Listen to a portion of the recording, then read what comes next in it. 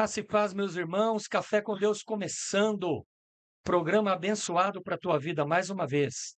No programa de hoje, nós estaremos falando sobre a parte 2. Onde está Deus quando a tragédia se abate sobre as nossas vidas? É um tema interessante, nós tivemos muitas perguntas, nós tivemos uma boa interação com você que segue o nosso canal, você que é aquele internauta ávido pela informação. Então, nós vamos hoje esticar um pouquinho mais essa conversa boa, esse papo bom, a respeito dessas questões que tanto dizem respeito às nossas eventuais dúvidas. Pastor Marcos, Deus às vezes parece se esconder? Deus é realmente poderoso? Porque Deus muitas vezes parece não se importar com a nossa dor?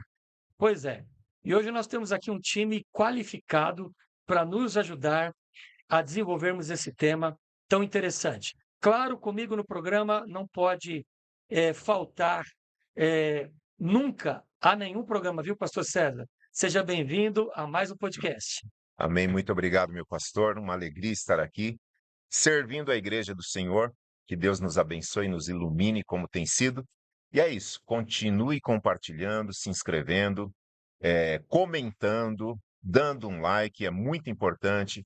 E que Deus nos abençoe esse período que eu sei que será uma bênção para todos nós. Glórias a Deus. César, hoje eu fiz uma surpresa para você, né? Que surpresa agradabilíssima. Gente, nós estamos aqui recebendo pela primeira vez pastor Elias Soares de Moraes, um amigo meu, amigo seu de longos anos, né? Sim, sim. Estávamos aí distantes por questões ministeriais, mas aprove a Deus nos reencontrarmos, pastor Elias. E hoje é uma alegria ter o senhor aqui para abrilhantar o nosso programa e nos ajudar nesse tema.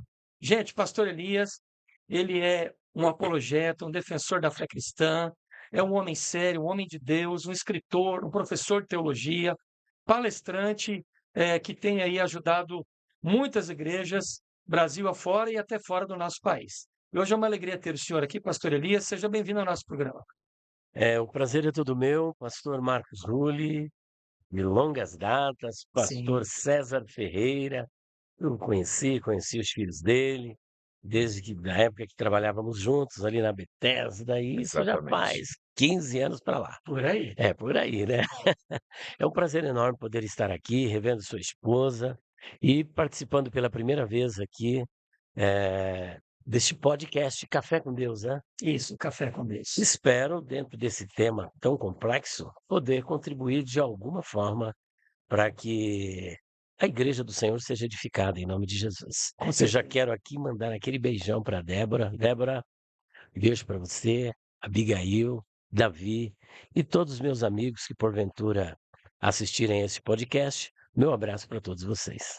Elias, que bom ter você aqui, viu? Muito Nossa obrigado. alegria Uma alegria muito grande. é grande, né, Ferreira? Uma bênção. Eu Glórias a Deus. sempre cito ou a obra ou indico para os alunos lá na Zona Sul sobre pastor Elias, uma Amém. referência mesmo importantíssima na teologia. Graças a Deus. Que glórias a Deus, né? Amém. Gente, a mesa está repleta das obras do pastor Elias e já ele vai pontuar sobre as suas obras. Olha que obra maravilhosa, acabou de ser lançada, gente, ó. Os pregadores dizem, mas a Bíblia não diz. Para corrigir eventuais erros na aplicação do texto nos púlpitos por aí fora, né, pastor Elias? Verdade. Já ele vai comentar um pouquinho a respeito disso. Vamos lá, então, aos primeiros movimentos para o nosso internauta entender e navegar um pouco mais aqui na internet conosco através desse tema. Pastores, eu trouxe uma frase interessante, é de um teólogo católico, mas é um cristão, né? É o Peter Kraft. E ele trouxe uma frase que eu achei interessante para nós comentarmos aqui. Ele é professor de filosofia no Boston College, lá nos Estados Unidos, teólogo e escritor. Ele começa dizendo o seguinte, a respeito das questões, das dúvidas, por que Deus parece ser demorado em agir quando nós estamos em aperto ou mesmo em graves problemas?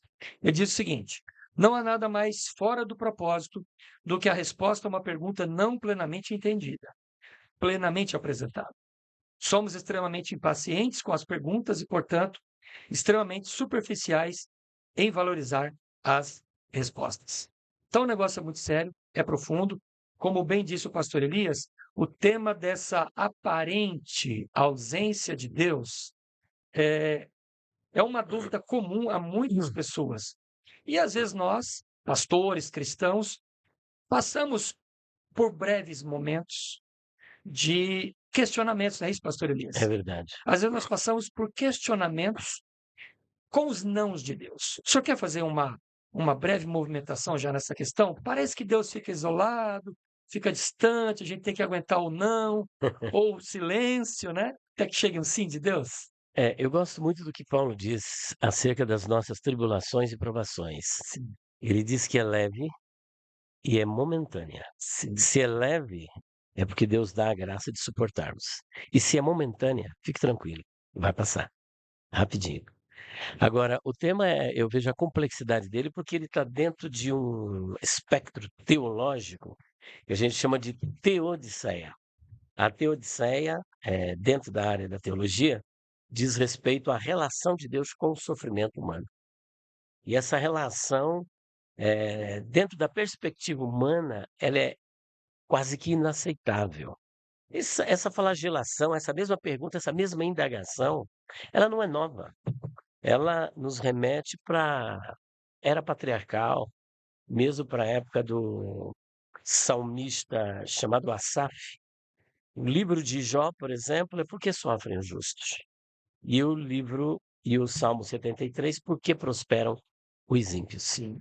Ambos estavam assim um tanto ansiosos, angustiados com a prosperidade, com o sofrimento do justo, e parece-me que realmente Deus está sendo injusto ao permitir que o sofrimento, que as aflições, que os problemas recaiam sobre o justo, enquanto você olha do lado de fora e vê o justo dando risada, prosperando. Parece que não tem problema. Parece, sabe, Tudo é tá fácil, tudo certo. a vida se desenrola com tranquilidade.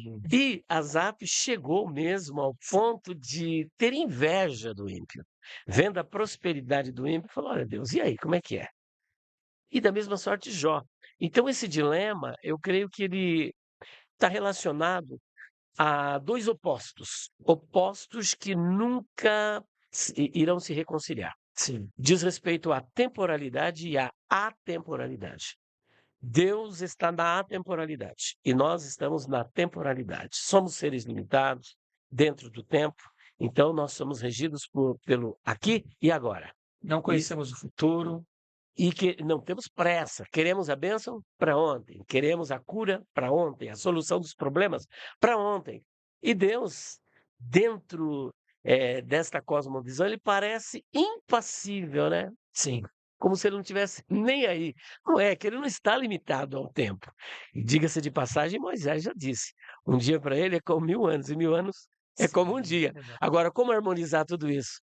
É complicado, porque ele não está na nossa agenda, é nós que temos que entrar na agenda de Deus. É. E aí é um trabalho que é construído ao longo do tempo.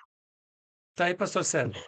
Pastor Elias Soares de Moraes, Ele, abrilhantando o nosso programa. glórias a Eu lembro Deus. dessa frase, ele, na rádio. Sim. E assim, né? Eu quero ceder o meu tempo para esse homem de Deus. Que é isso. Sim, não, darei minha contribuição, sim, mas quero te ouvir, pastor.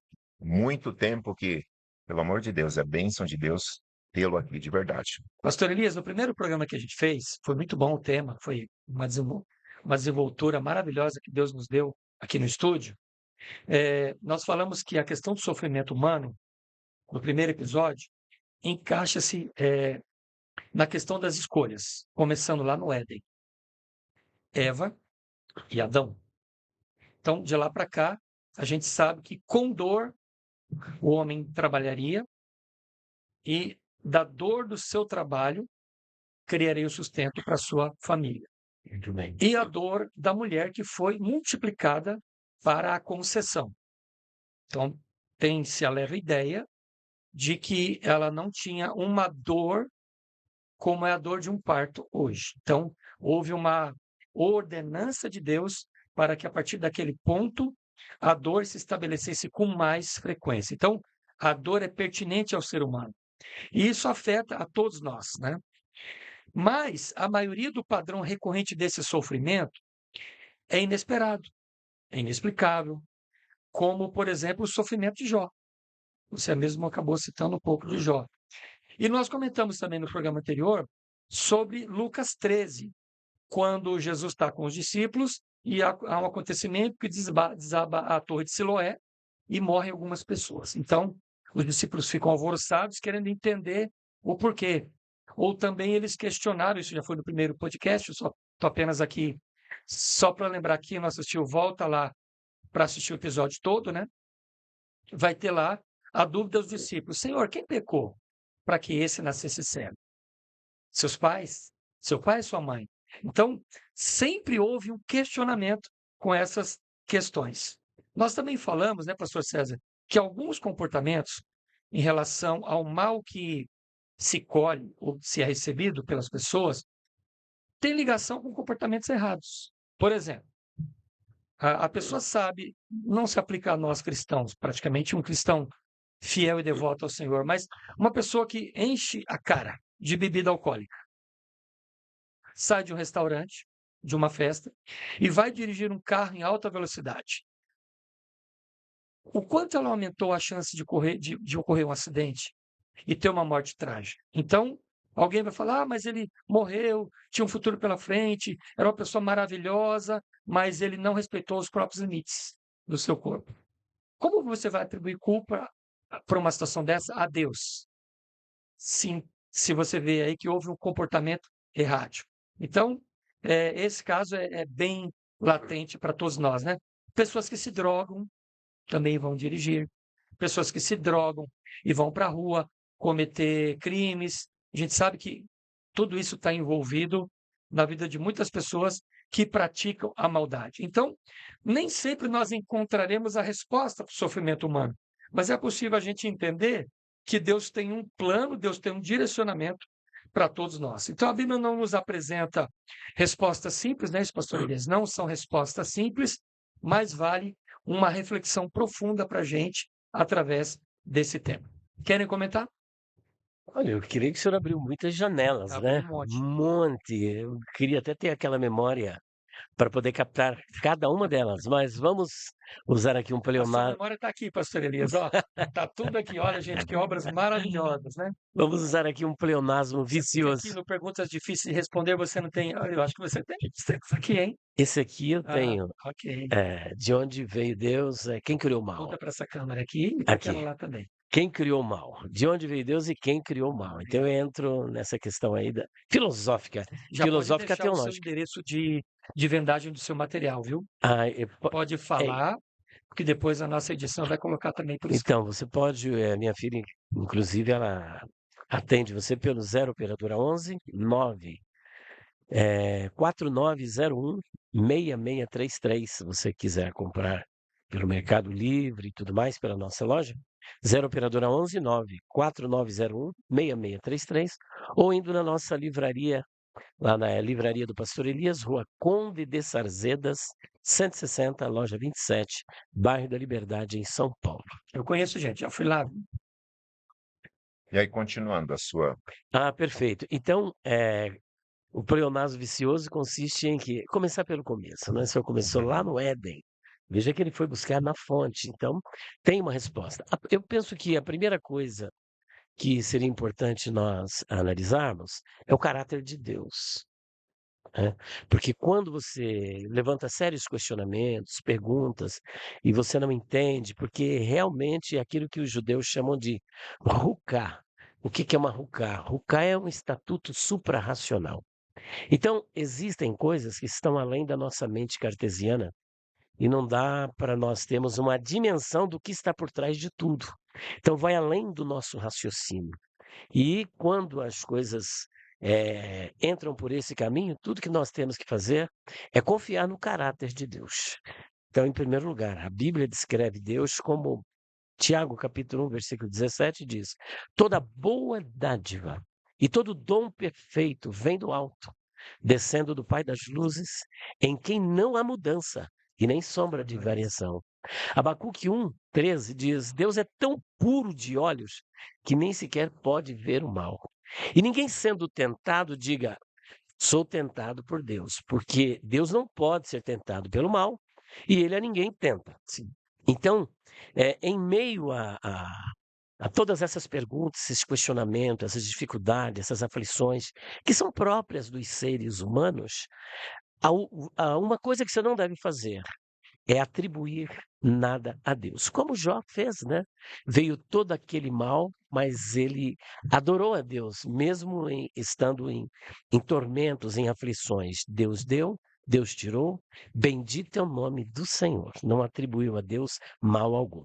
Então, essa é uma primeira verdade. Deus é justo, Deus é onibenevolente, ele é todo-poderoso, gracioso, amoroso, justíssimo, santíssimo, boníssimo, está tudo no grau superlativo sintético absoluto do adjetivo, né?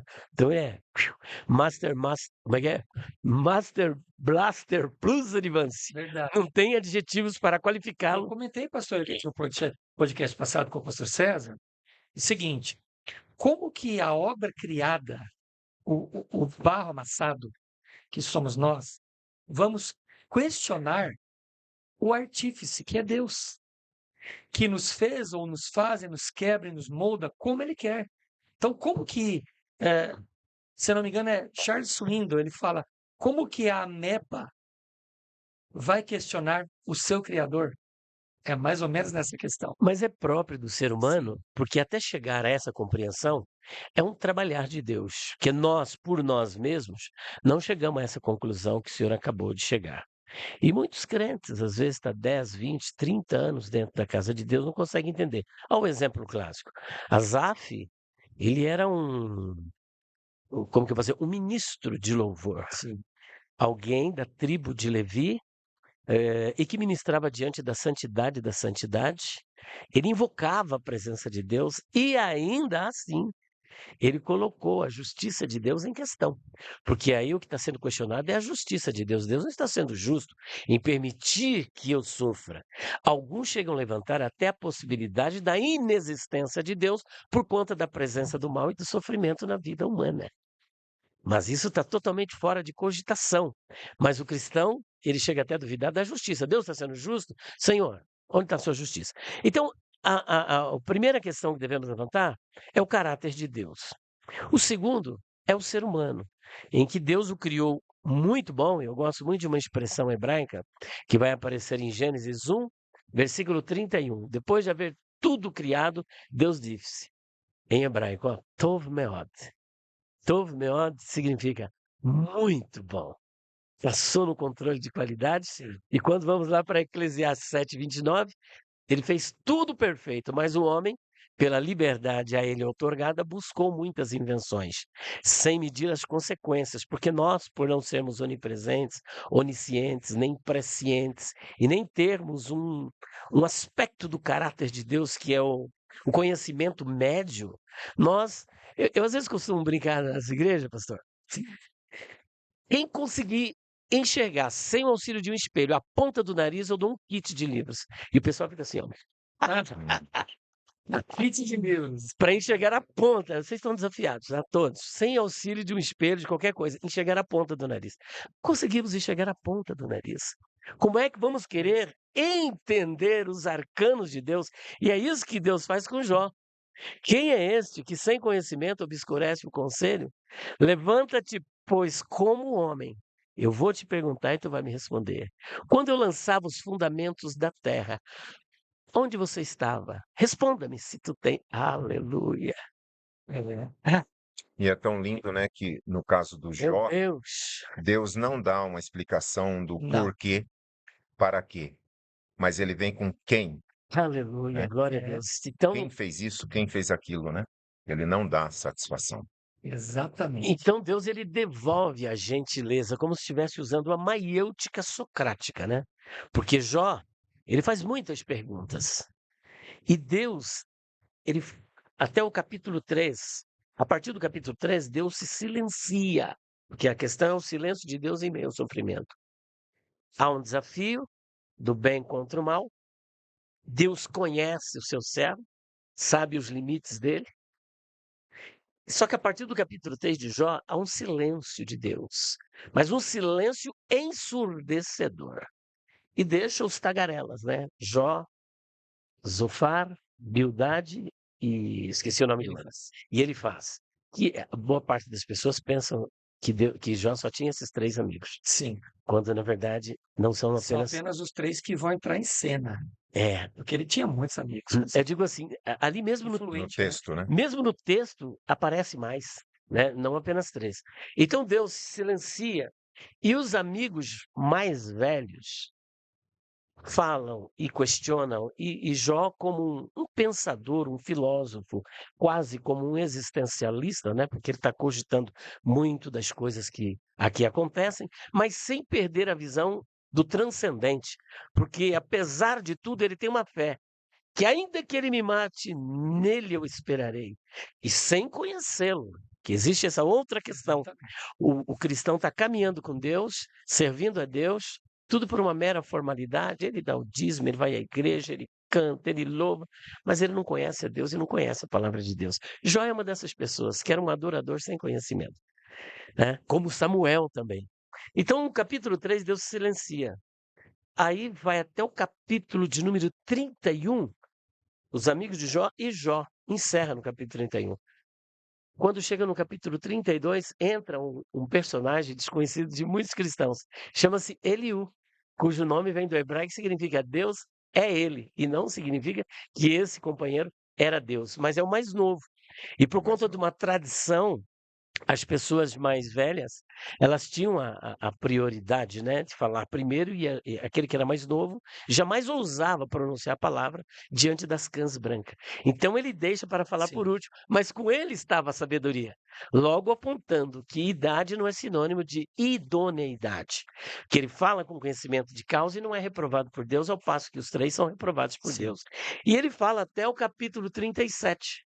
E somente no capítulo 38 é que Deus começa a falar. E aí ele fala até o 41, quando no 42 Jó toma novamente a palavra, tem esse encontro maravilhoso com Deus e entende o que está acontecendo, passa a conhecê-lo face a face e adorá-lo e glorificá-lo. Portanto, as nossas quimeras, as nossas reclamações, as nossas murmurações, as nossas impaciências, é falta de mais intimidade com Deus, de mais conhecimento de Deus. Que quanto mais perto de Deus, você vai entendendo mais o seu amigo. Bacana. E é tão maluco isso, né? Porque enquanto o Eclesiastes, escrito por assim, na nossa língua hoje, um milionário, um homem riquíssimo, e ele tem muitas inquietações, Filipenses é escrito por um homem que está preso, né? E numa prisão horrorosa, e o tempo todo ele falando de dar graças a Deus e de contentamento, né? Vê as nossas ambiguidades, né? É Salomão verdade. escreve Eclesiastes, é praticamente um ceticismo, mas não é, é um livro maravilhoso, enquanto Paulo, na prisão, escreve aquela peça É um maravilhosa. contraste, né? Um Sim. paradoxo. E eu acho lindo, pastor Elias, Ah, que Deus ele nos dá liberdade de falar. É tanto que Jó, ele fala O aparentemente protesto não é bloqueado. é, Deus deixa você falar. o que diferencia a murmuração de uma franqueza com Deus é quando a gente fala direto para Deus. Então, Jó fala de Deus para Deus, não fala nas costas. Tudo que ele fala, o desabafo dele, a dor dele, é diante de Deus. E isso faz com que Deus não o condene, não o despreze. A mesma coisa Noemi, quando ela fala, Deus criou essa situação toda aqui comigo. Ou seja, eu acho muito lindo essa liberdade que Deus nos dá de exprimir as nossas dores, as nossas inquietações. Eu só vejo na Bíblia um caso de Deus falando para Ezequiel, uma coisa bem maluca, que talvez você consiga iluminar esse ponto, pastor, quando Deus disse para Ezequiel não chorar a morte da esposa. É o único caso que eu me lembro na Bíblia que Deus fala assim, ó, não fala, Não não vai ter chore, luto. porque É, isso é pedagógico. Também é. tinha uma lição. Mas no demais, Deus permite que a gente dê vazão, como Asaf, enfim, né? Esse silêncio de Deus, ele é inquietante mesmo, né? o ateísta fala o seguinte: eu não creio em Deus porque não tem evidência. É a máxima do ateísta. Só que o ateísta ele não fala com Deus, ele fala no sentido que você disse agora, Fala de Deus. criticando por Uhum. fora, não fala com Deus. E tem uma linguagem que eu acho interessante, é uma frase, na verdade, da arqueologia, que eu acho muito legal. Da arqueologia. Olha aí, A ausência de evidência não é evidência não da é ausência. evidência da ausência de Deus. Isso é muito legal. Todo bom arqueólogo sabe disso. Não é porque a prova não está aqui, cabal, visual, para eu, tangível, né? Que não existe a ação de Deus naquilo. E as recentes descobertas arqueológicas, na verdade, estão trazendo muita luz e muita novidade, não é isso? Inclusive, o Dr. Paulo Romeiro, ele tem uma frase, eu não sei se é dele ou se ele cunhou de alguém, mas eu gostei muito. Ele diz que a cada caco encontrado no Oriente, cada caco encontrado no Oriente serve para sepultar um ateu no Ocidente. Meu Deus, linda, boa, boa. As evidências estão aí. Basta um fragmento assim de louça E justo. muda toda a história. Ao salmista, os céus manifestam a glória de Deus. O Sim. firmamento anuncia as obras de suas mãos. Paulo, quando ele vai fazer o seu discurso na Ágora, em Atenas, ele apela para a revelação natural de Deus. No capítulo 17, quando ele se depara com a crendice, com o politeísmo tão crescente ali dentro de Atenas. E da mesma sorte, no capítulo 14 de Atos, registrado por Lucas. Então, essa questão de a pessoa chegar ao ponto de não crer na existência de Deus é muito comum. Por conta desse silêncio de Deus e do sofrimento humano, por as pessoas não saberem Poucas provas, né? equacionar essa questão do sofrimento e desse silêncio de Deus. Inclusive tem um pensador chamado Epicuro. Epicuro é o paradoxo de Epicuro, né? Epicuro, ele lança um paradoxo sobre 3 perspectivas do caráter de Deus. Porque a Bíblia apresenta Deus como unibenevolente, onisciente e onipotente.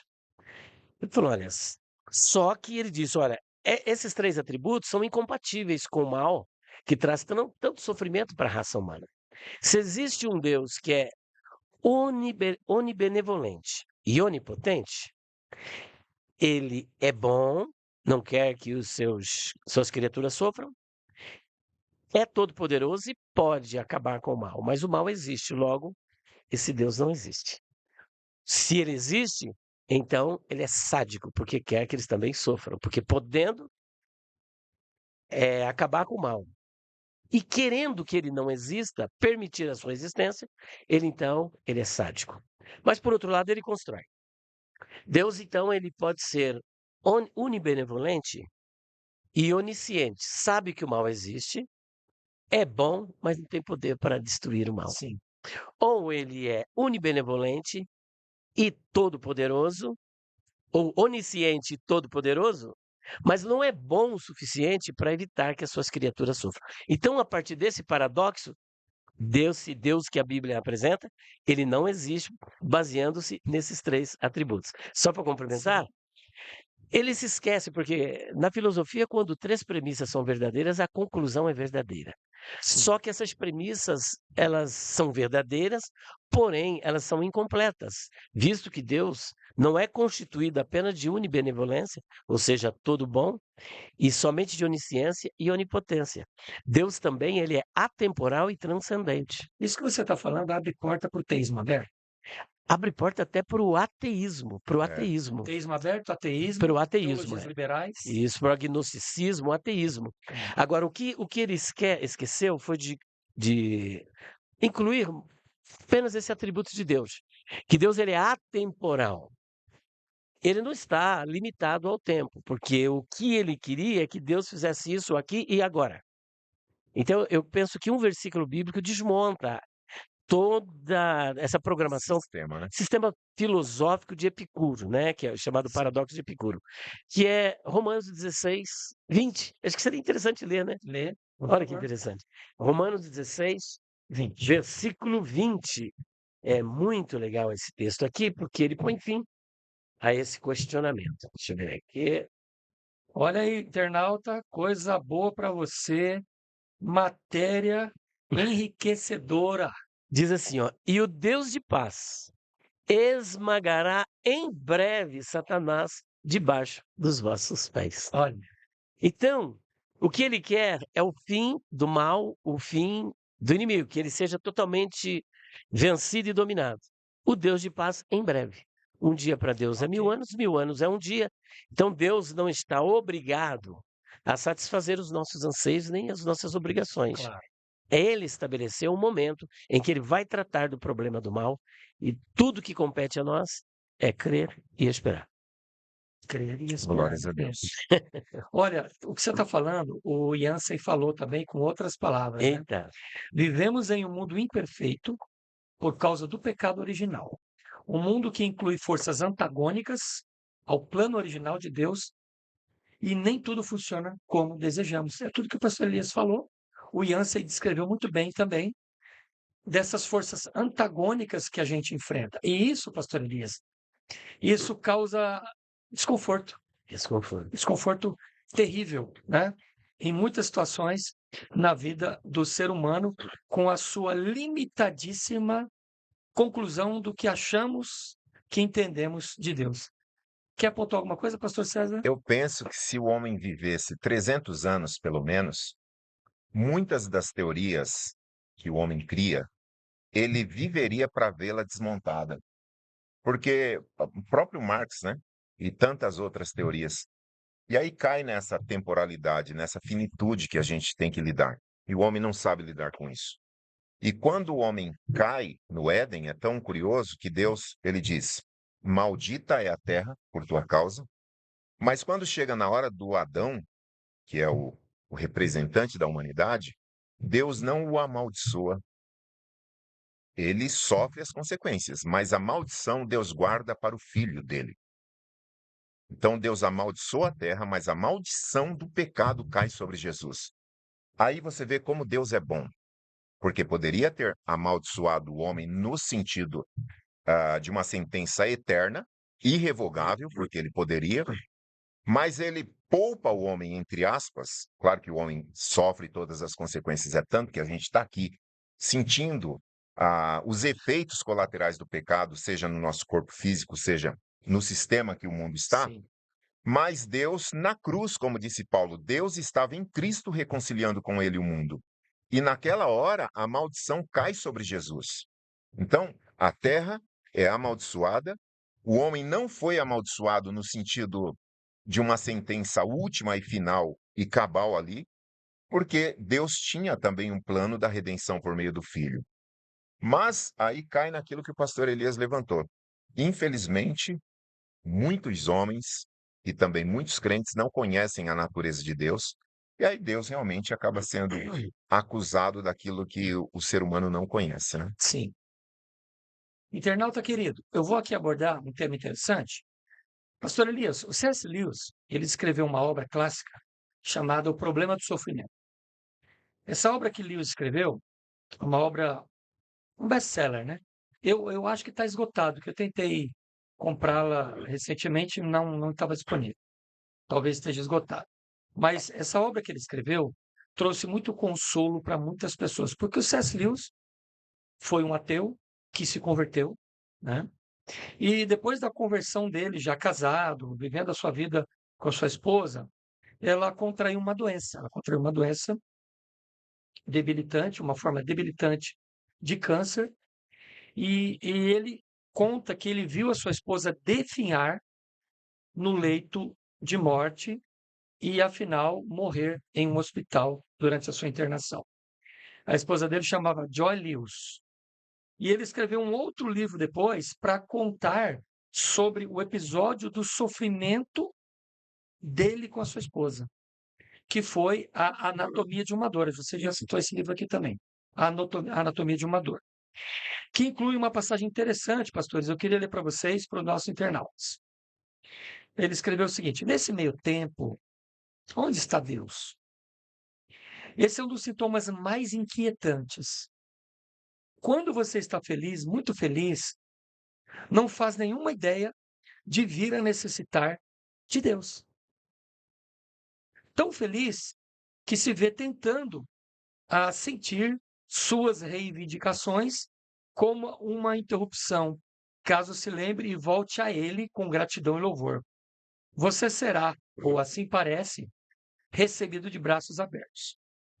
Mas volte-se para ele quando estiver em grande necessidade, quando toda outra forma de amparo for inútil.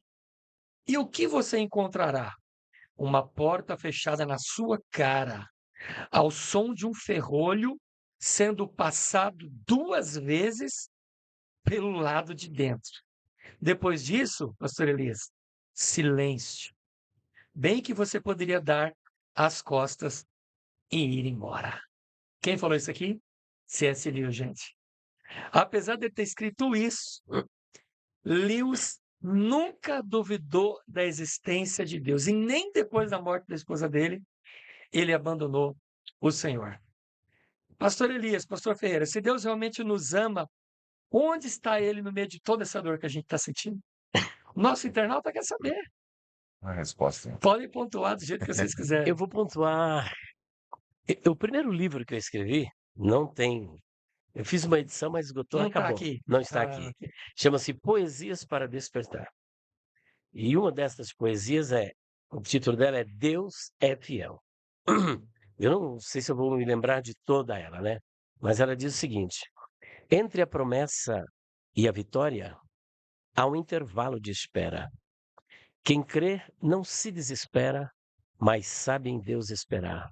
Deus é fiel, suas palavras não passam, suas promessas não falham, mas tudo se cumprirá. Que lindo.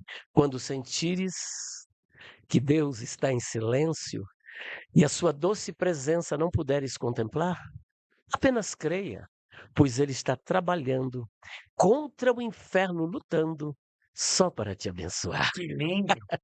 Coisa linda. Essa é parte da poesia, mas tem outro verso, O nossa, livro eu me todo emociono. é poesia? É Não, eu estou sentindo todo a presença de Deus aqui, poesia. gente. Você deve estar sentindo em casa a presença de Deus aí. Aleluia. É O Senhor Glória todo está a Deus. presente aqui no estúdio, gente. Então eu trabalho teologia, eu trabalho dons espirituais, eu trabalho sátiras nesse livro. É bem interessante. E aí eu trabalho essa Puxa, que questão aí de legal, sofrimento. que lindo. E continua, pelo amor de Deus. Eu preciso ver se eu acesso aqui o restante da poesia. Se alguém quiser trazer um lencinho para ele, não tem problema dar a volta aqui e trazer. Não sei se dá, Glórias a né? Deus. Ai, meu Pastor pai, Elias, sim, nós senhor. fomos aos Estados Unidos mês passado, mês de julho, poucos dias atrás, e eu entrevistei o pastor americano e missionário que ficou durante 57 anos aqui no Brasil. Perfeito. Missionário Jaime Kemp, a sua esposa Judith Kemp. O nosso podcast está aí, está no nosso canal, Conselhos Pastorais para o Casamento. Está lá, você vai encontrar esse episódio.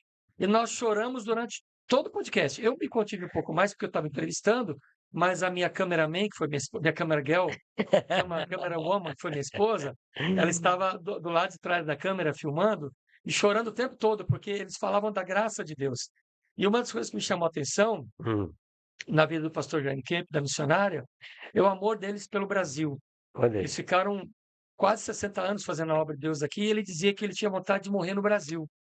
Mas por conta da saúde dele, ele precisou de fazer um tratamento meio prolongado, e o plano de saúde dele era americano, então ele precisava de ficar nos Estados Unidos. Mas ele amava o Brasil.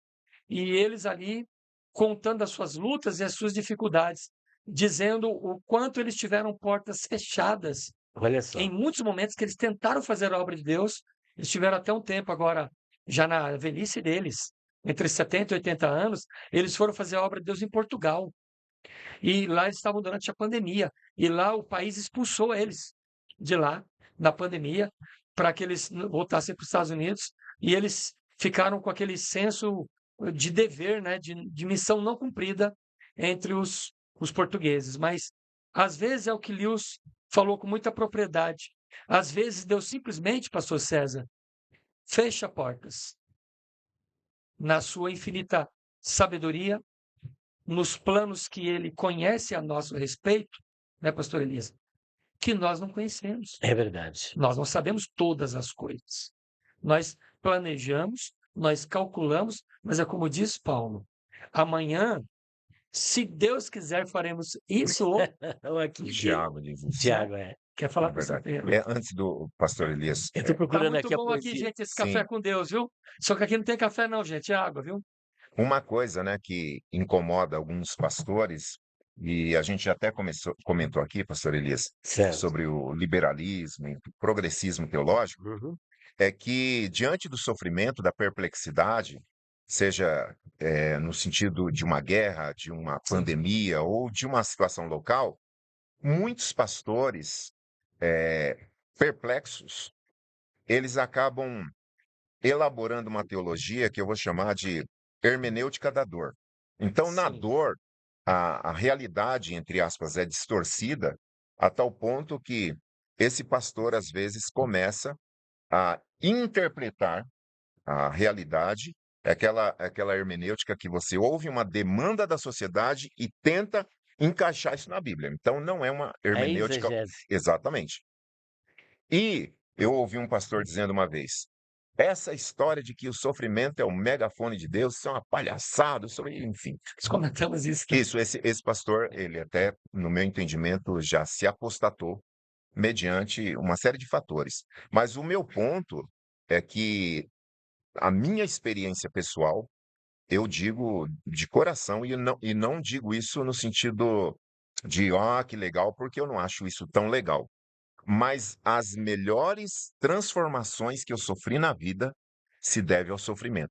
As maiores lições que eu aprendi em Deus foram através dos sofrimentos. Eu não estou dizendo que o sofrimento é legal, que é o máximo, não. Mas eu Não está dizendo que foi fácil. faço minhas palavras do salmista. Antes de ser corrigido, eu andava errante. Então, eu aprendo com os sofrimentos e não me lembro de muitas vitórias que eu já tive também, quais lições eu teria tirado de vitórias. Mas de períodos de escassez, de Sempre o sofrimento, a deserto, de escassez dor, de solidão ou é melhor. solitude, sempre, né, a tendência é ou você sai pior do que entrou, ou melhor, e mais humilde, mais resiliente, mais antifrágil, se você quiser, porque o sofrimento, E ele... mais resistente espiritualmente. Exatamente. Era justamente Mais isso forte. que eu estava aqui pensando, porque o sofrimento é uma pedagogia de Deus.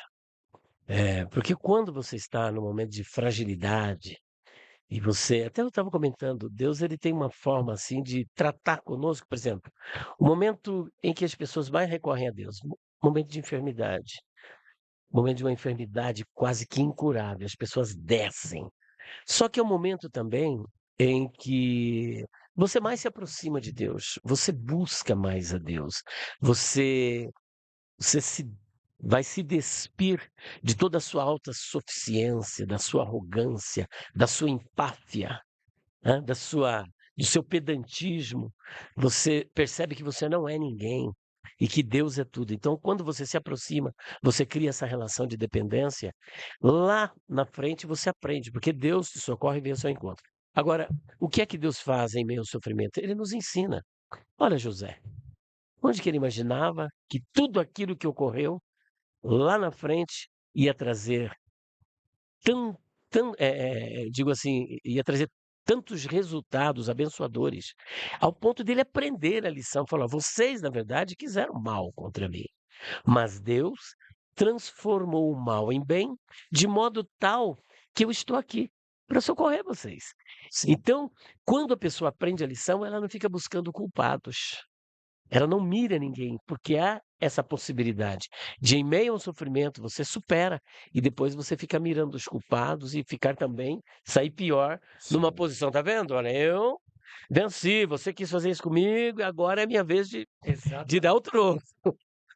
E aí você tem o apóstolo Paulo, que o sofrimento para ele também gerou maturidade quando ele pede 3 vezes sobre o espinho na carne, que com certeza uma dessas obras aí você trabalha isso muito bem. Ele Esse é fa o Perguntas 1? Qual que é? Volume 2. O volume 2, né? Volume 2.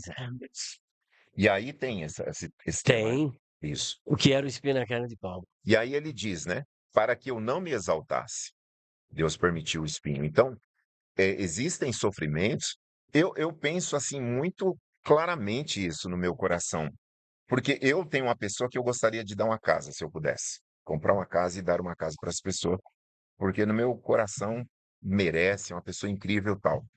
Mas eu não amo mais do que Deus. Deus sabe coisas que eu não sei. É aquela experiência, né, se é verdade ou não, mas enfim, a nível de metáfora, do professor que levou os alunos na beira da praia e aquelas tartarugas pequenininhas nascendo e as crianças levando para a água. Ele disse: deixa elas caminharem, porque nesse processo elas criam robustez. Então a gente quer poupar pessoas e Deus não nos poupa, ele não poupou Jesus. Sim. E quando você olha para os apóstolos, eu me sinto constrangido, né? A gente fala assim, sofrimento, luta.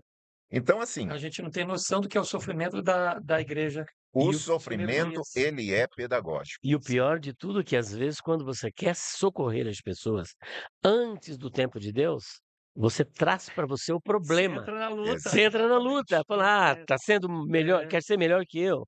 Então você é bonzinho, né? Então segura essa onda então. mas é o É isso papel de mesmo. Deus. Eu costumo dizer para minha esposa, às vezes ela está tão preocupada com as coisas dele, amor, o que foi, amor? Amor, pera, deixa Deus ser Deus. Ela está aqui, ó, no estúdio, aqui do meu lado. Deixa Deus ser Deus, não faz o papel Se de Deus, não dá defende, para Gi. fazer, Que às vezes né? tem pessoas que precisam ser tratadas por Deus. Todos nós precisamos. Claro, Mas Deus está sim. tratando com aquela pessoa. É um quebrantamento. Ele precisa descer do orgulho, da soberba, às vezes da maldade. Tem aquilo que a gente pode fazer. É, A Bíblia diz que a gente tem que ter essa compaixão, empatia. mas tem um limite, né? Tem um Tem limite. um limite. Eu queria ler para vocês aqui, para o nosso internauta, um texto interessante, 2 Coríntios 1, 3 ao 5. Olha o que Paulo escreve. O Deus de toda consolação, que nos consola em todas as nossas tribulações, para que com a consolação que recebemos de Deus, possamos consolar os que estão passando por tribulações. Pois assim como os sofrimentos de Cristo transbordam sobre nós, também por meio de Cristo transborda a nossa consolação. Fica à vontade para comentar, pastores. Mas é justo. Consolação É. no sofrimento. Então, o que ocorre?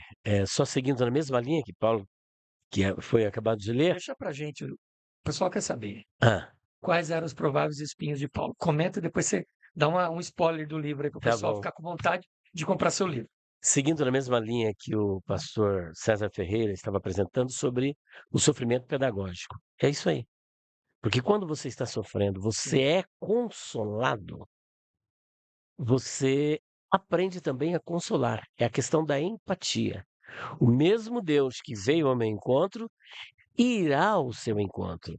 É aquilo que Paulo diz, porque a tribulação produz paciência.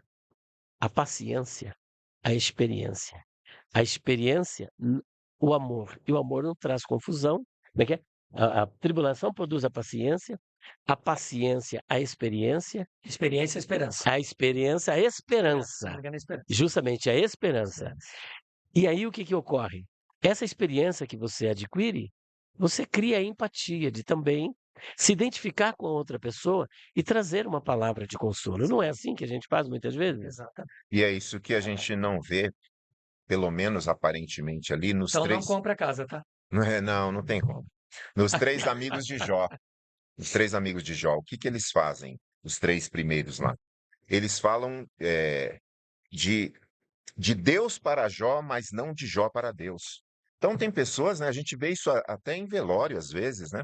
As pessoas, a teologia de velório, que é um negócio horroroso às vezes, as pessoas não têm empatia, né? Os amigos de Jó, aqueles três primeiros, eles elaboram lá uma teologia e tal, falando de Deus, e Jó, pelo contrário, fala deles para Deus, que é empatia.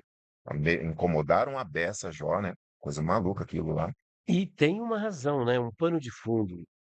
Jó, os patriarcas, eles viviam momentos de uma teologia chamada teologia retributiva. A teologia retributiva pinta Deus da seguinte maneira: se você é bom, está tudo certinho na sua vida, você está andando com Deus, tudo que é de bom tem que acontecer na sua Não vai vida. acontecer não mal. Você está blindado. Você pode fazer sua confissão positiva, declarar tudo que vai tudo acontecer, porque Deus é bom para os bons. E para os maus? Não. Só merece castigo e sofrimento. E Jó, ele vê o que ele se vê vivendo num paradoxo. Ele está vivendo um verdadeiro paradoxo, porque Jó, ele é bom não pelo testemunho de um homem, testemunho do próprio Deus, reto, sincero, que se desvia do mal. Então não é um ser humano que está falando acerca do caráter de Jó, é o próprio Deus falando acerca de Jó. Só que o que ele vê acontecendo na vida dele é É o contrário. justamente aquilo que nessa teologia teria que acontecer com o ímpio, E com ele aquele que dizia, não né? teme a Deus. E ele dizia: o mal que eu tanto tinha medo É aquilo que eu sobreveio sobre tanto mim. temia, É. isto me sobreveio. Agora, veja bem que contradição. E hoje não é diferente. Muitas pessoas vivendo essa realidade, e está aí a teologia da prosperidade a qualquer E eu ia te custo, né? perguntar isso. Você diria que a A teologia da teologia da prosperidade. prosperidade está na esteira da teologia da J- retribuição? Da teologia retributiva. Ela segue nessa mesma esteira. Isso é triste, A né? teologia da prosperidade, da confissão positiva, Tem uma da quebra de roupagem bonita, maldições. interessante, mas Ju- perigosa. Justamente. Tendenciosa. Então, o que os amigos de Jó, durante um tempo, fizeram? Usaram tudo isso que nós estamos falando, empatia. Diz que eles não abriram a boca, ficaram em silêncio, porque perceberam que a dor era muito grande e ficaram assim durante 7 dias, n- Sentados ao lado dele, ao lado, comendo. na esperança de que Deus viesse mudar a sua história. Como Deus não mudou, opa, peraí, vamos levantar. Esse cara pecou, meu. Ele está assim por causa disso, por causa daquilo, por causa daquilo. Porque se ele é justo, como é que está Deus acontecendo isso respondeu aí? até agora, Até tem coisa agora, errada, tem 7 coisa dias a errada. gente aqui, ó, só orando em silêncio, invocando e nada de mudança.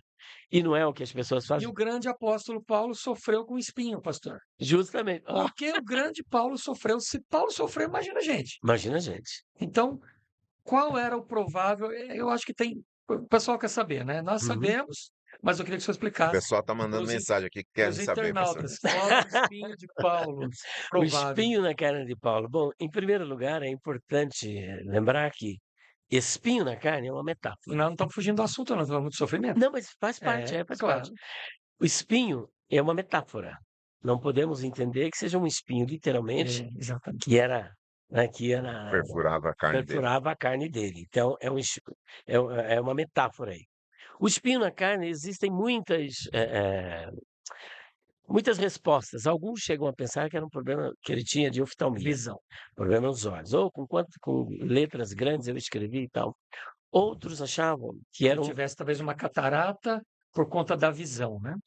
ou Espiritual. e aquela época era muito comum, né, esse problema de cegueira, inclusive, Sim, né? em regiões desérticas, É pior ainda. verdade. Outros chegam a pensar que o problema dele era um problema de ordem emocional e psicológica, e até mesmo espiritual, que ele tinha um trauma muito grande.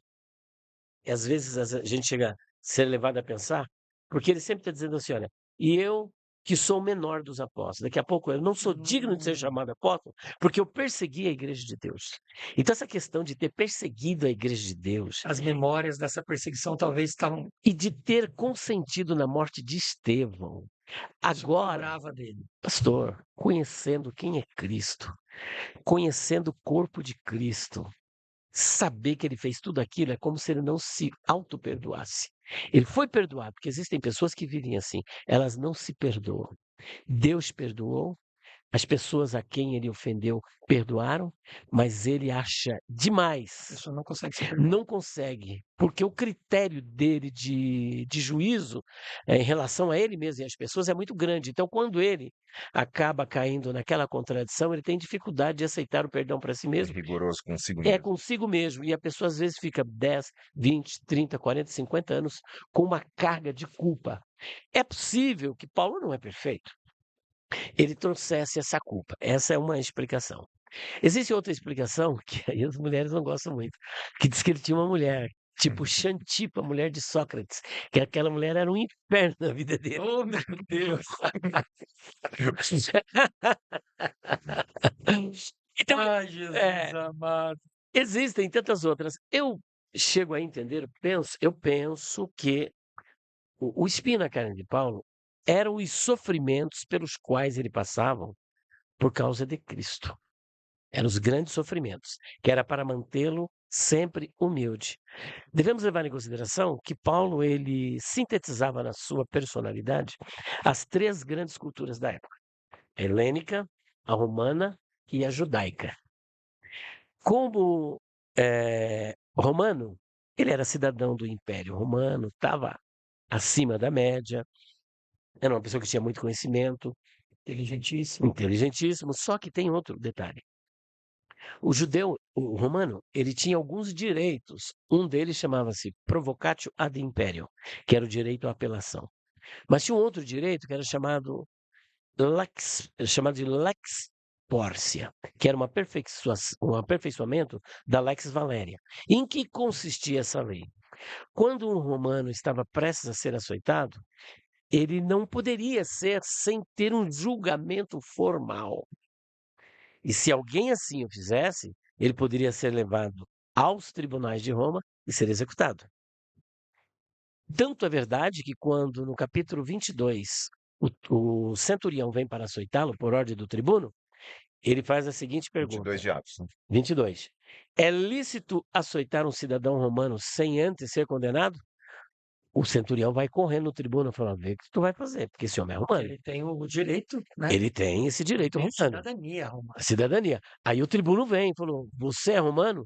Falou, sim. Eu, por uma grande soma de dinheiro, consegui isso. Ele falou, eu sou porque eu nasci romano. Então, na hora, dispensaram. Mas olha que curioso. Quando ele está ali em Filipos, pregando, houve um grande tumulto. E as pessoas o açoitaram, surraram, bateram nele à vontade e meteram na cadeia. E ele fica calado. Porque ali ele reclama o seu direito e em Filipos ele não reclama o seu direito. Porque quando os judeus o açoitavam, porque ele diz assim, olha, em 2 Coríntios capítulo 11, a partir do 23, dos judeus recebi 5 quarentenas de açoites, menos um. Essa era a chamada sentença do Malkut. Determinados crimes eram punidos com o azorrague. Era 40 chibatadas. Só que se o judeu, o carrasco, ele excedesse as 40, é ele que seria punido. Então o que eles faziam? Dava só 39. Por isso ele diz: 5 vezes eu fui açoitado. E cada vez eu levei 39 chibatadas. Ora, mas se ele tinha o direito de não ser açoitado, principalmente por uma acusação falsa, por que ele se deixava? Ele se submetia a estas chibatadas, quando, na verdade, ele podia reivindicar o seu direito como cidadão e não ser açoitado. E muitas vezes ser apedrejado, preso, humilhado. Então perceba que ele fazia tudo isso por causa de Cristo. Ele, tudo sofro por amor dos eleitos. Me fiz de judeu para judeu, de grego para os gregos. Sim. Então ele, apesar de todo esse direito, ele abria mão dos seus direitos para não pôr impedimento à obra do Senhor Jesus Cristo. Lá, por exemplo, lá em Filipos, por que ele não abre a boca? Se ele reivindica o seu direito, fica a pergunta: estaria ele e Silvano Silas na prisão cantando? O carcereiro seria salvo juntamente com toda a sua casa? Os prisioneiros ouviriam a palavra de Deus? Depois ele não acabou fazendo isso no final, quando o libertaram. Ele disse assim: olha, peraí, sem nenhuma condenação formal, vocês nos açoitaram e meteram na prisão. Agora quer que a gente saia assim? Não. Venham eles mesmos e tirem daqui. Por que ele faz isso? Porque ele entra como um desordeiro. Se ele sai pela porta do fundo, a obra não progrediria. Mas agora todos vendo ele sair com as autoridades, com os magistrados, pela porta da frente, falando, não, realmente ele é justo, ele pode continuar a obra. Então o que ocorre? Ele não pôs impedimento ao evangelho. E se nós lermos o versículo de número 10, do capítulo 12 de 2 aos Coríntios, ele vai dizer justamente isso. Versículo 9 e 10, quer ver? Né? Sim. A conclusão eram os sofrimentos, e aí inclui todo tipo de sofrimento que possa E ser que não foi atribuído. pouco, né, pastor? E que não foi pouco. Olha Os só. apóstolos de hoje não sofrem isso, não, pastor. Não. Eles sofrem quando não entra tudo que eles queriam, né? Olha, então ele, acerca do qual 3 vezes orei ao Senhor, porque aqui é o contexto dentro do contexto. Sim. Acerca do qual 3 vezes orei ao Senhor para que se desviasse de mim, esse espinho.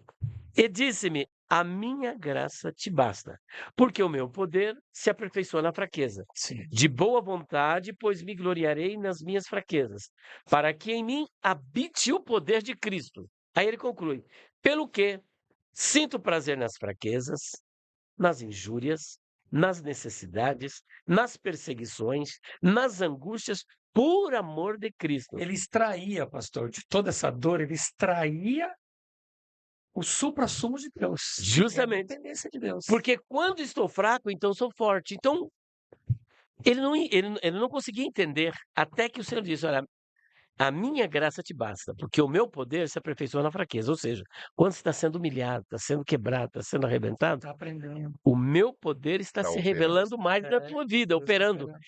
E ele queria, mais do que rápido, cumprir justamente o que ele disse em 2 Glórias a Timóteo Deus. 4, 6 a 8. Porque já estou sendo oferecido por aspersão de sacrifício. E a minha parte, E o tempo da minha e o tempo da minha partida. partida é chegado. Combati o bom combate, acabei a carreira, Guarda. guardei a fé. Desde agora, a coroa da justiça já me é aguardada, a qual o Senhor, justo juiz, me dará naquele dia. Mas não somente a mim, mas a todos quantos amarem a sua vida. Basta ler 1 Coríntios capítulo 4, 9 a 13. Sim. Ele vai falar sobre a sua credencial de apóstolo. Segundo os Coríntios, que o senhor leu até 1 ao 5, se lê do 6 ao 8, ele disse que o sofrimento foi de tal forma acima das. Aí eu vou ler esse texto aqui, Pode ler, pastor. não Aqui é pode muito deixar forte. de ler. Internauta querido, você está ganhando com esse programa de hoje. Compartilhe esse episódio com outras pessoas. Gente, informação maravilhosa, ungida diretamente do trono de Deus aqui, na voz do pastor Elias Soares de Moraes, pastor César Ferreira. Olha, eu estou muito tranquilo aqui no estúdio hoje, viu, gente? Ó, para aqueles que Pode querem, ler, pastor. para aqueles que querem ser apóstolos, eu tenho aqui, ó, a credencial de As Paulo, credenciais, estendo para credenciais você. necessárias. Porque tenho para mim que Deus a nós, apóstolos, nos pôs por últimos, como condenados à morte, pois somos feitos espetáculo ao mundo, aos anjos e aos homens. Nós somos loucos por amor de Cristo, e vós sábios em Cristo. Nós fracos e vós fortes, vós ilustres e nós vis. Até esta presente hora sofremos fome e sede, e estamos nus, e recebemos bofetadas, e não temos pousada certa. E nos afatigamos, trabalhando com nossas próprias mãos, somos injuriados, e bendizemos, somos perseguidos e sofremos, somos blasfemados e rogamos. Até o presente temos chegado a ser como o lixo deste mundo e como a escória de todo. É brincadeira o negócio. E agora, Fenomenal. 2 Coríntios 1,6, para finalizarmos, acho que até o 9, está escrito assim, olha. Versículo 6. Mas se somos atribulados, é para a vossa consolação e salvação. Ou se somos consolados, para a vossa consolação é, a qual se opera suportando com paciência as mesmas aflições que nós também padecemos. E a nossa esperança acerca de vós é firme, sabendo que, como sois participantes das aflições, assim o sereis também da consolação. Porque não queremos, irmãos, que ignoreis a tribulação que nos sobreveio na Ásia, pois que fomos sobremaneira agravados mais do que podíamos suportar, de modo tal que até da vida desesperamos, mas já em nós mesmos tínhamos a sentença de morte, para que não confiássemos, olha só, a finalidade, para que não confiássemos em nós, mas em Deus, que ressuscita os mortos, o qual nos livrou de tão grande morte e livrará, em quem esperamos que também nos livrará. Jesus querido. Não passa Aí, nada, né? Não estamos sofrendo nada. Glórias a Deus, né? Glórias a Deus. Portanto, o espinho na carne. É os sofrimentos. Os sofrimentos pelos quais ele passava, porque ele podia muito bem jogar, pendurar a chuteira e jogar tudo para o alto e seguir com o seu direito de cidadania, mas ele abre a mão da sua cidadania e ele chega a dizer para a igreja de Filipos: aquilo que para mim era lucro, reputei-o como perda, por causa da sublimidade do conhecimento de Cristo Jesus. Então ele estava realmente tragado por esse conhecimento, por essa presença. O conhecimento de Cristo excedia tudo. Ele estava disposto a sofrer, a morrer. Não somente a sofrer, mas também a morrer por causa de Cristo. Pastor Elias, o apóstolo Paulo, pastor César, não preenche os requisitos do apostolado moderno de hoje. Porque, por exemplo, nem da teologia da prosperidade, Não. porque ele entra num barco, num navio, para fazer uma viagem, o navio naufraga, Deus usa ele para falar que ninguém vai morrer, vai perder o navio e a carga, eles vão sobreviver, puxa, sobrevivemos, graças a Deus. Mas o cara que profetizou que ninguém ia morrer, quando chega na ilha, é picado por uma cobra que ele poderia morrer em minutos. E os nativos da ilha olham para ele já esperando ele inchar e morrer, e falou, pô, mas espera aí.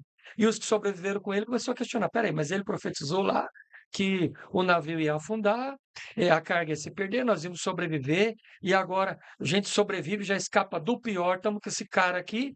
Agora esse cara vem aqui para se aquecer na fogueira, põe a mão no fogo, uma víbora gruda nele para morrer. Esse cara deve ser um bruxo. Se livrou da justiça dos homens, Mas não mas é. a não se justiça livrou. de Deus E a justiça pegou ele Pegou. aqui agora. pegou. Então, assim, ele não preenche os requisitos, É, né, nesse sentido.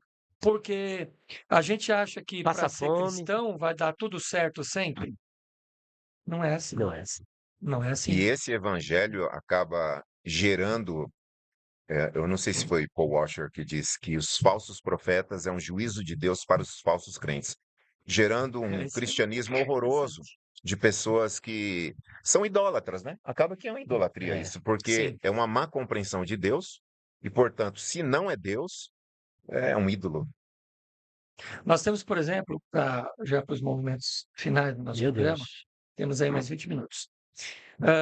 Eu me lembro da história de Corre Tem-Bum, o refúgio secreto. Ela é uma. Eu contei isso até domingo na igreja. Corre Ten Boom foi uma mulher holandesa que, com a sua família, na época da Segunda Guerra Mundial, escondeu os judeus na sua casa da perseguição nazista. Houve uma grande perseguição e eles queriam pegar judeus em outras partes da Europa para levá-los, a gente sabe, para o extermínio, para os campos de Uhum. concentração. E Corre Ten Boom, na época, tinha 51 anos de idade. E ela, com a sua família, abrigam essa família de judeus na sua casa por uma boa temporada, por meses, até que alguém parece que faz uma denúncia, alguém cagueta para a polícia alemã, né? Não me lembro agora o nome da polícia alemã, tem um nome bem próprio deles. Uhum. E a polícia vai e encontra no sótão da casa escondida essa família. Resultado, prende todo mundo, os judeus e os donos da casa. Então, acorre o pai, a mãe, a irmã, eles vão todos para os campos de concentração porque cometeram um crime contra o Estado nazista na guerra. E a gente sabe pela história que o pai e a mãe dela morrem já no primeiro momento, muito rapidamente, dentro do campo de concentração. Morre a irmã e só corre e sobrevive. E ela em certa altura da sua história, ela questiona Deus, né? Por que minha família toda morreu no campo e eu estou sobrevivendo até agora? Mas ela sobrevive milagrosamente e ela consegue entrar no campo de concentração, que eles fazem uma revista minuciosa, tiram tudo deles, joias, ouro, tira tudo. Fica só com a roupa do corpo. E ela consegue entrar no campo com uma Bíblia. Ela diz que escondeu nas costas dela, aqui na roupa, nas costas, ela escondeu a Bíblia.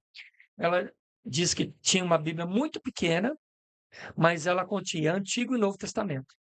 E, bom, na revista, com certeza, eles vão me apalpar e vão saber que eu estou com alguma coisa que vão tirar a Bíblia de mim. E ela falou, Senhor, não deixe eles tirar a minha Bíblia. Ora, o pai dela já morreu, a mãe já morreu, a irmã já morreu. Corre Tem Bom poderia ser uma revoltada, mas ela não foi. Ela manteve a fé. E ela fez uma oração, pastor Elis. A oração dela é a seguinte, Senhor, tu podes enviar os teus anjos aqui agora, nessa fila da revista. Estava na fila e chegando a vez dela. Envia os teus anjos aqui agora. Só que ela fez uma oração muito simples, né? Uhum. E ela fez aquela oração mental. Aí, quando ela terminou a oração, que ela orou em nome de Jesus, que ela terminou, falou, errei. Porque anjos são invisíveis. Mandar os teus anjos aqui para quê? E fiz outra oração. Ela conta numa entrevista que ela deu em 1970 para a televisão americana. Senhor, envia os teus anjos aqui, mas faz com que eles tenham formas humanas, para que eles possam fazer alguma coisa para que eu seja escondida dessa revista. E ela não passou, ela passou na revista e não tiraram a Bíblia dela. Ela levou a Bíblia para dentro do campo. Isso é um dos milagres que ela conta, que ela conseguiu entrar no campo de Meu concentração Deus, glória a com a Deus. Bíblia. Para poder E o seguir o segundo trabalho. milagre que ela conta é que eram casernas com homens e com mulheres, eram separados. E ela conta, pastor, que na caserna, todo dia de manhã, quando ela saiu para trabalhar, os carrascos nazistas estavam na porta da caserna. E eles examinavam as mulheres uma a uma. Mulheres que aparentassem ser doentes, estarem frágeis, eles mandavam ir para um lado. Esse lado era câmara de gás ou fornos crematórios. Execução imediata. Porque elas não tinham força para trabalhar no campo, Não servia pra eram nada. mortas, não serviam para nada. E as que estavam em boa saúde iam para o outro lado e trabalhavam no campo em várias atividades. E ela falava que todo dia ela via moças e mulheres que haviam dormido na caserna com elas, anoiteceram, amanheceram e não voltaram para casa no fim do dia. Por quê? Foram levadas para os crematórios ou para as câmaras de gás. E ela todo dia orava. E ela conta que uma das moças, e eu vou já partir para a finalização, trouxe lá do ambulatório do campo, que só atendia os guardas que se machucavam no ofício do campo, trouxe uma garrafinha de vitaminas, uma garrafinha pequena, que não tinha mais do que 150 ml. E ela conseguiu pegar um complexo vitamínico líquido, colocou naquela garrafinha disfarçada, colocou uma rolha, fez um furinho, colocou na roupa e trouxe para dentro da caserna. E disse: corre, nós trouxemos uma garrafinha de vitaminas. Conseguimos contrabandear lá do ambulatório. E aqui são vitaminas que as meninas, que as meninas aqui, ela diz, as meninas do campo aqui da nossa caserna, podem se utilizar para ter uma boa aparência no dia Pra não. seguinte. Pastor Elias, mas o milagre está aqui. Eram mais de 200 internas dentro daquela caserna, 250, apinhadas ali, e uma garrafinha de menos de 150 ml, não daria para nada.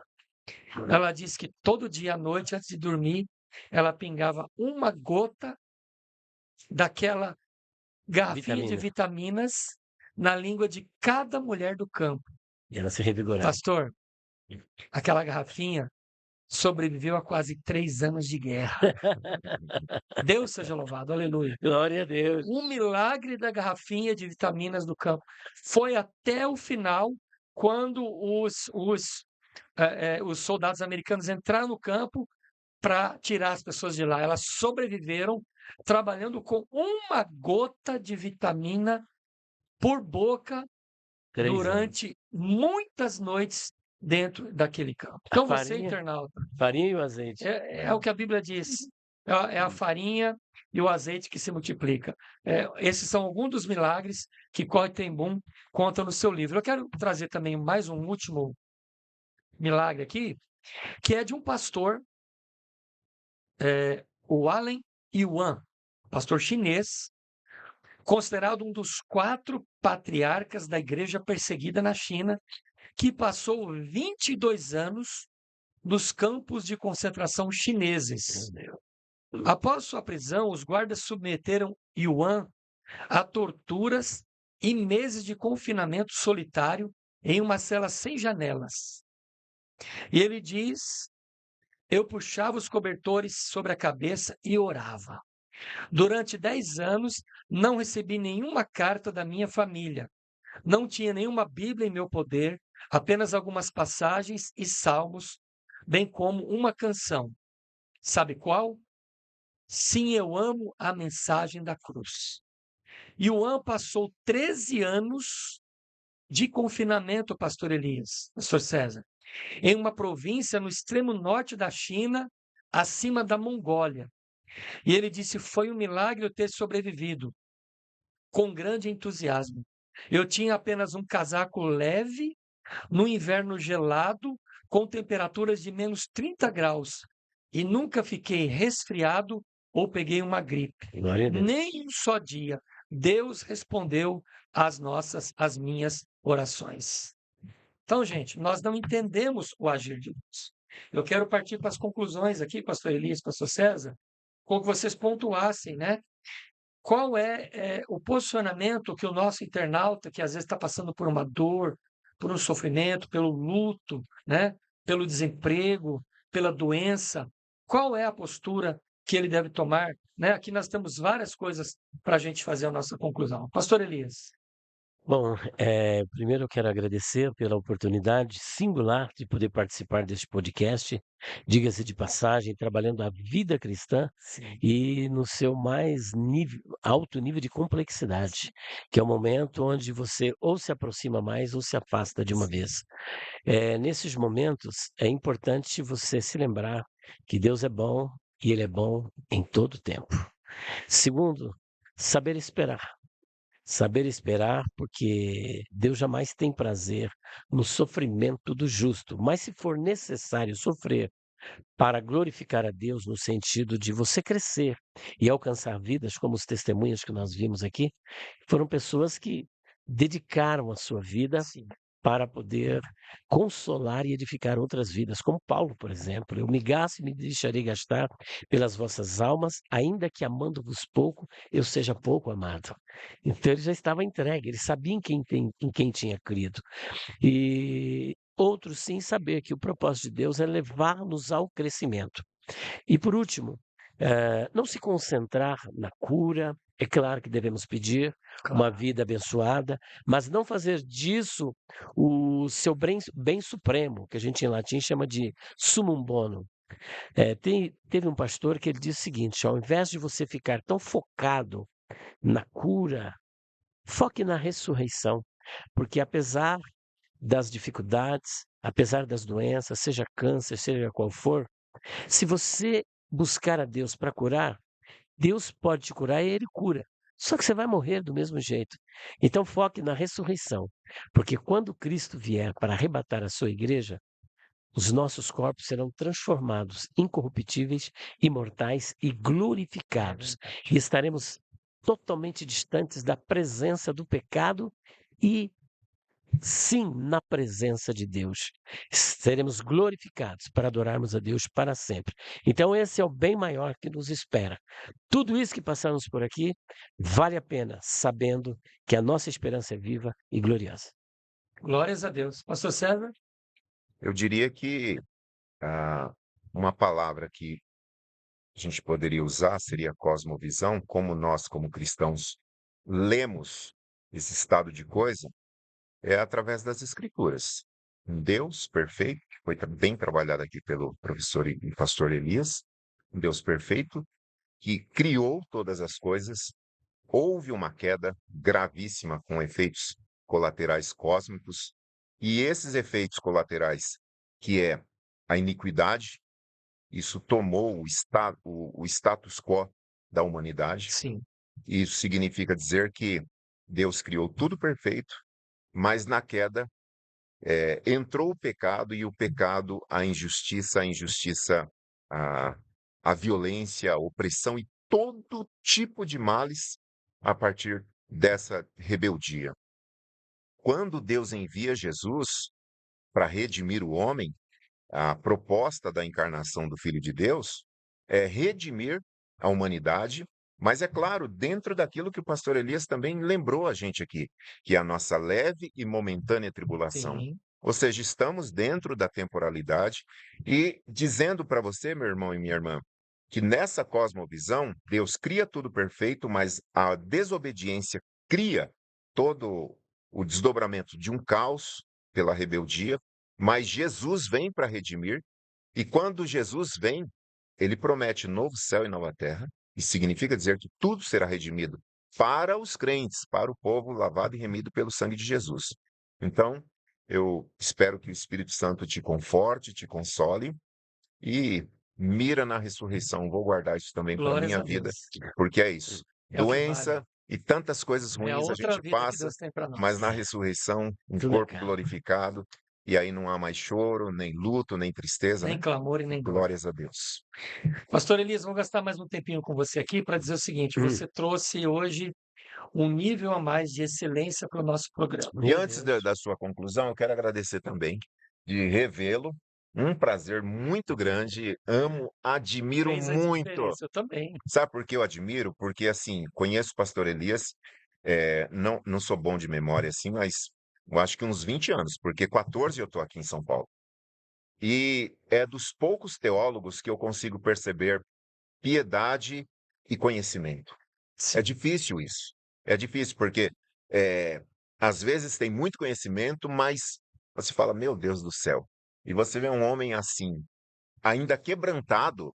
Eu falo para a glória de Deus e eu sei que você não tem problema com isso, porque você já apanhou muito. É, Mas para dizer que Legal. eu estou muito, mas muito feliz de revê-lo e de estar aqui com vocês. Glórias a Deus. Elias, você trouxe um grau de excelência maior ao nosso programa e eu espero que a gente possa conseguir outras agendas para debatermos, debatermos, não, para fazermos aqui um bate-papo gostoso, em tom de um café mesmo, né? amém. E a sua presença abrilhanta o nosso programa. Então, internauta querido, assista esse programa completinho, compartilhe com outras pessoas. O nível está subindo, nós estamos tentando alcançar a excelência pelas misericórdias de Deus. E as obras do Pastor Elias estão aqui na mesa, através do nosso canal, você pode segui-lo também. Pastor, deixa o seu Instagram para o pessoal, pode falar Tem aí. Instagram, tem YouTube também. Tenho. Sim. É @PR Elias Soares Oficial. Você vai me encontrar em todas as redes. PR Elias Soares Oficial. Você pode, por aquele telefone também que eu passei para você, você pode encontrar o nosso kit promocional. Tem curso de hebraico, dicionário de palavras, expressões, interpretação, curiosidades bíblicas, perguntas difíceis de responder, volume 1, 2, 3, 4, 5, e agora os pregadores dizem, Sim, mas a Bíblia não diz. novíssimo. 82 coisas que os pregadores dizem, mas a Bíblia não diz. Muito interessante, né? E aí você Só. pode receber a nossa promoção. 0 operadora 11 9 4901 6633. Para qualquer lugar do Brasil, Para qualquer lugar do Brasil. pessoal de São Luís Inclusive, aí, ó. ó, você que é dos Estados Unidos, Japão, a gente manda para Olha que Genebra, para legal. o mundo inteiro, a gente Glórias a manda. Deus. Então, onde você estiver, a gente vê o valor do frete e pode estar enviando para você. E tem um outro contato, que é 0 operadora 11 932 79 3001. Eu creio que depois vai ficar aí na Isso. legenda aí, Fica, a né? gente coloca na legenda. Gente, o Café com Deus está terminando. Não se esqueça, é importantíssimo você compartilhar. Assistir o episódio todo e tem gente precisando de ouvir uma ministração poderosa, um bate-papo abençoador, coerente, espiritual e sensato que edifica a tua vida. Café com Deus se despede. Até o próximo programa. Deus abençoe você. Tchau.